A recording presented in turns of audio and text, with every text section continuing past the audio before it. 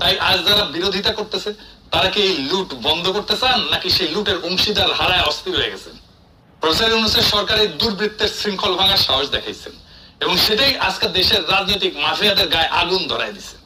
বিশ্বের উন্নত বন্দরগুলা Singapore, Rotterdam, Hong Kong, এই দেশের আন্তর্জাতিক অভিজ্ঞ কোম্পানিগুলো কাজ করে, তারা বিনিয়োগ করে, আধুনিক যন্ত্রপাতি আনে, অটোমেশন চালু করে। আমাদের দরকারও সেটা।